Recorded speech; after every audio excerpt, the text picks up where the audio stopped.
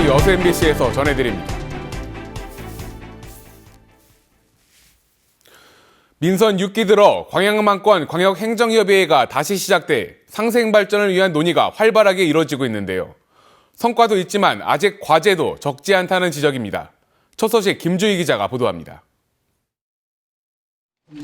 지난해 12월 중단된 지 7년 만에 재개된 광양만권 광역행정협의회.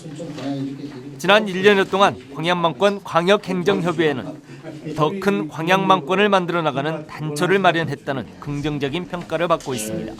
서로 상생하는 데 힘을 모아야 하지 않겠냐.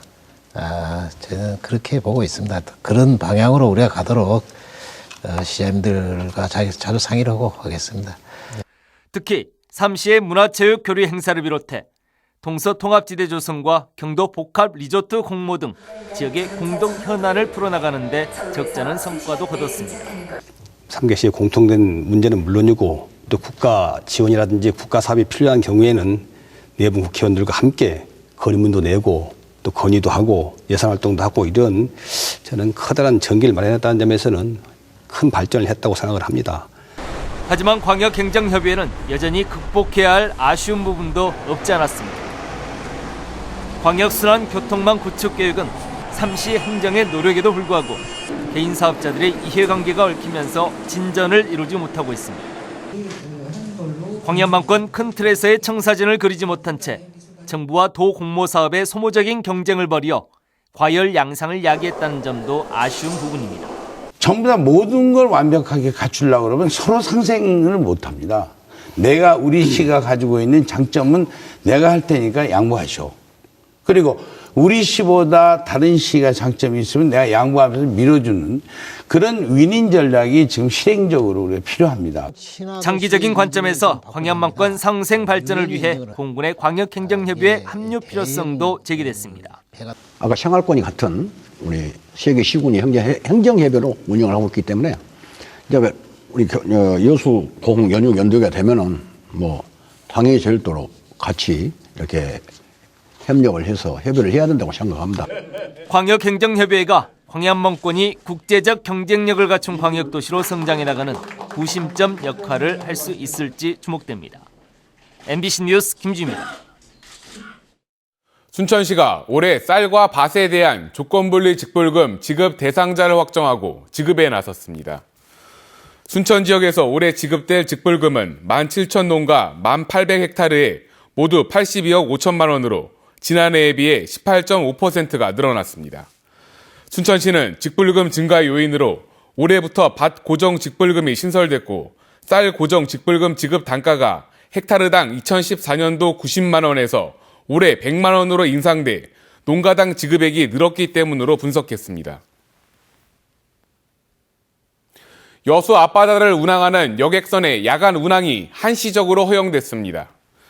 여수지방해양수산청은 돌산대교와 오동도 사이를 운항하는 부정기 여객선의 야간 운항을 내년 2월까지 허용했다고 밝혔습니다.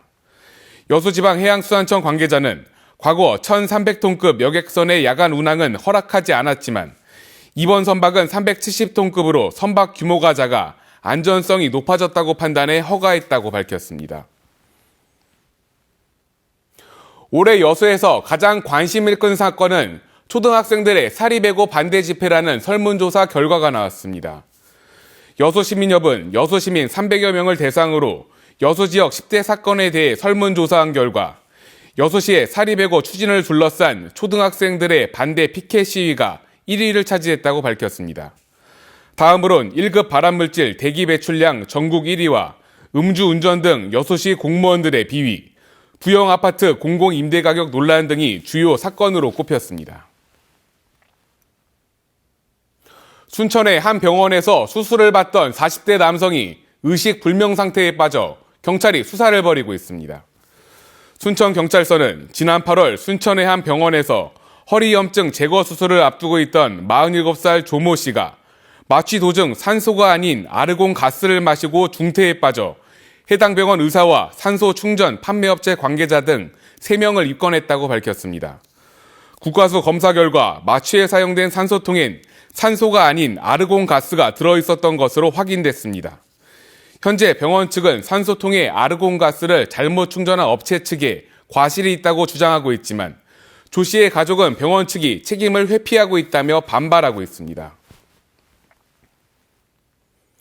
전남 공무원 교육원 이전 후보지 선정에서 16위를 기록해 탈락한 목포시가 강한 실망감을 보였습니다. 평가 방식도 잘못됐고 선정 과정도 투명하지 않았다는 건데 그 이유를 신광하 기자가 보도합니다.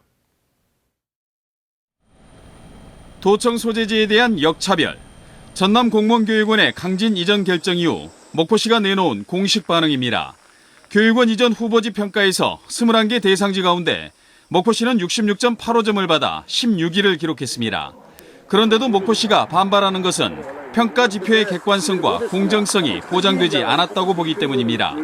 실제 오감대학 부지를 후보지로 내세웠던 목포시는 교육원 이전 평가에서 교육 환경, 접근성에서는 최고점을 받았고 개발 용이도에서는 2위를 차지했습니다.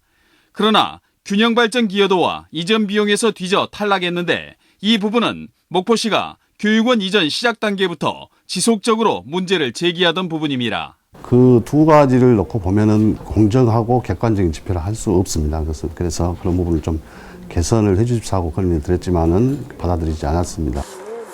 진도군과 신안군이 목포시와 함께 공동 후보지로 신청했지만 이들 시군의 낙후도조차 반영되지 않았습니다. 목포를 어떻게 했으면 좋을 텐데 너무 좀 서운한 게 많습니다. 서운합니다. 공무원 교육원을 유치하려던 목포시의 노력이 무산되면서 도청 소재지 역차별 여론이 확산되고 있습니다. MBC 뉴스 신광하입니다.